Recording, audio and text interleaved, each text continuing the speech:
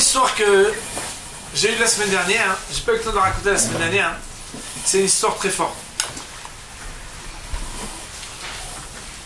Bien même, je l'avais annoncé dans le petit message la semaine dernière, le titre de cette histoire, donc je vais la raconter parce qu'elle est très importante, même si elle est moins liée à Elul qu'à une paracha, mais elle est très inédite.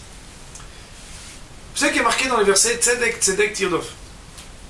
Tzedek, la justice, la droiture, le Emet, la vérité, Tzedek, Tirdof. Il faut poursuivre. Le mot poursuivre, normalement, dans la Torah, l'Irdof, ça veut dire poursuivre pour détruire. Quand on poursuit, c'est pas poursuivre pour faire un hibouk, pour enlacer. L'Irdof, ça veut dire normalement détruire quelque chose. Le Rodef dans la halakha, par exemple, c'est quelqu'un qui court derrière quelqu'un d'autre pour lui porter préjudice, pour le tuer. Et la loi dit qu'un Rodef, on doit normalement nous-mêmes l'empêcher, par tous les moyens, même en le tuant. Le Ben Ish Chai demande pourquoi on dit Tzedek, Tzedek, Tirdof. On a l'impression qu'on nous demande de prendre la vérité, l'authenticité, la justice et de la détruire. Il ne faut pas détruire la vérité, il faut l'avoir avec soi. On aurait dû dire que Tidbak, tu dois t'attacher à la vérité, pas tu dois être Rodef. Alors il raconte une histoire absolument inédite, extraordinaire. Comme son habitude, Ben Ish Chai. Il raconte l'histoire d'un homme qui s'appelle Goël.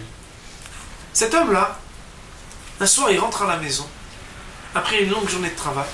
Il se met en pyjama, prêt à dormir, et il voit un être, une bête qui le regarde. Alors, il lui dit, qu'est-ce que c'est que ça? Il lui dit, qui vous êtes? Il lui dit, moi je suis le sheker, je suis le mensonge. Alors Goël, il dit, ah. Il ferme la porte, il dit, si tu es le mensonge, je vais te tuer. Il essaie de l'attraper. On en a marre du sheker dans ce monde, toujours. Tu fais détruire tellement de choses. Il essaie de l'attraper, mais cette petite bête, pas mal. Il essaie de l'attraper encore et encore. Impossible de l'attraper. Presque il l'attrape, mais elle s'en va. Il se fatigue. Et le sheker lui dit, mais pourquoi tu veux m'attraper tellement? Et Dieu, on en a marre trop pas quand tous les jours, tous ces mensonges, toutes ces choses, usurpations, tous ces... C'est impossible. Il faut qu'on t'enlève de ce rôle-là. Et il va encore pour essayer de l'attraper. Il voit que il bondit, c'est un spécialiste, incroyable. J'arrive pas à l'avoir. Le sheker lui dit, tu sais, Goël, pour ce que tu as dit et ce que tu as fait, je devrais t'abandonner jusqu'à la fin de tes jours. Mais regarde ce qu'on va faire. Pour pas te punir, je vais te laisser qu'un seul jour sans moi. Et même si tu pleures et tu réclames et tu implores, je ne serai pas à tes côtés durant une seule journée, rien de plus. L'histoire raconte qu'épuisé d'avoir essayé encore après cela d'attraper ce sheker pour le détruire, il dit, bon, puisque j'ai pas le choix, je suis trop fatigué. Il s'endort. Le lendemain matin, il se lève et on nous raconte, opportunément par rapport à nos Shiaolim, que c'était le premier jour de Rosh Hashanah. Il se réveille et on nous raconte que cet homme-là, il n'avait pas d'épouse. Il avait une mécharetette, une dame qui venait lui cuisiner quelque chose tous les jours, lui préparer à manger et qui repartait. Cette dame, premier jour de Rosh Hashanah, il se réveille, elle lui a préparé quelque chose à boire avant qu'il parte prier. Et elle lui dit, Shana Tova, Shana Tova, que tu aies une bonne année. Et lui dit, oui, je souhaite surtout ne plus voir votre visage qui est plein de boutons comme ça. Et elle dit, quoi? Comment avec tout ce que je fais pour vous? Écoutez, c'est la vérité. Comment un jour de Rosh Hashanah, moi je vous bénis avec tout ce que je vous prépare, tout ce que... Et il se dit, oh c'est vrai quand même que je crois que ce jour. Elle lui dit, tu crois que je vais rester comme ça, à m'occuper d'un homme pareil qui... Il s'est dit, bon, je vais m'en aller, je vais aller à la synagogue. Je vais essayer même de faire une petite vidéo là-dessus. Il arrive à la synagogue, il fait cette fille-là. Et en sortant, il se dit, je vais aller voir mon oncle. Mon oncle, le pauvre, il est très malade. Depuis déjà des mois. En plus, il n'a aucun autre héritier que moi. Il n'a pas d'enfant. Je vais aller le voir. Il va voir son oncle. Son oncle, il le reçoit. Et son oncle lui dit, qu'est-ce que c'est bon de te voir ce jour de Rosh Hashanah. Tiske... Et lui dit, qu'est-ce que c'est bon de te voir comme ça. D'ici 1 ou 2 ans, je vais hériter des millions. J'ai tellement de problèmes d'argent. Et il dit, je suis très content de... D'ailleurs, si c'est un peu plus tôt, Zelon Nora. Parce que Et l'oncle lui dit, comment c'est possible une chose pareille? Quoi? Tu peux souhaiter? Mais tu as un plaisir. Et il lui dit, tu crois que je vais te faire hériter 1 centime après ce que tu me dis? Alors ce quoi, il dit, bon, qu'est-ce que j'ai fait?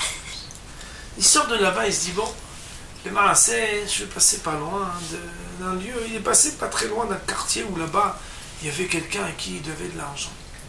Et alors, cette personne, elle lui dit, alors, Shana Tova, il s'est dit, je ne vais pas lui parler de l'argent qu'il me doit, Goël. Et il lui dit, Shana Tova, Goël, il lui dit, Shana Tova, tu sais, quand je te vois, c'est Dieu pour moi, parce que... Et il lui dit, oui, tu sais, d'ailleurs, je ne voulais pas parler de ça pendant le Shana, mais j'ai entendu parler que tu as un oncle qui est très malade et que peut-être tu vas pouvoir me rembourser.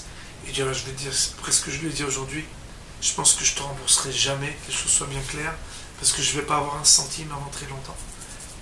Et ce noché-là, ce créancier lui dit, alors tu peux être sûr que dès demain, je vais au Beddin pour t'amener et pour réclamer tout mon argent. Il dit, quelle journée, il dit, bon, il y a une personne que je peux aller voir sans problème. C'est ma Kala. Bientôt, on va se marier. Elle est pleine de qualités, nous nous aimons. Et il fait un petit détour avant de rentrer chez lui. Il va voir la Kala. Et là-bas, il y a la tante de la Kala, qui vient, une dame d'un certain âge, et qui vient et qui, dans la conversation, dit, dites-moi, Hatan, Goël, quel âge vous me donnez? Et lui, il lui dit, au moins 50-60, facile. La Kala dit, comment tu parles à ma tante, tu n'as pas honte de... Et alors il dit à sa Kala, dit, mais combien tu lui donnes, Béhémet? Tu lui donnes pas 50-60 facile? Non, mais qu'on soit franc. Il dit, quoi? Quel manque de délicatesse? Tu crois que Béhémet, je vais me marier avec quelqu'un qui manque de finesse? Une chose pareille, qu'est-ce que c'est que ça? Tu n'as pas de retenue, ma tante? Bon, quelle journée, il rentre chez lui, il dit, aïe, aïe, aïe, Rosh Hashanah, Tikatev et Hatem, les Shana Tova, incroyable. Il rentre chez lui et il se dit, bon, il y a un endroit où personne ne va m'embêter, je vais aller me coucher, une journée pareille, mieux vaut dormir et pas bouger, plus rien dire.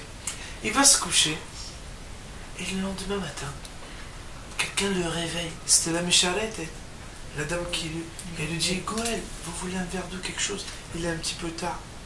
Et il lui dit, mais vous m'en voulez pas? Vous m'avez pardonné? Il dit, pardonner de quoi? Il dit, quoi? On n'est pas le 2e jour de Rosh Hashanah?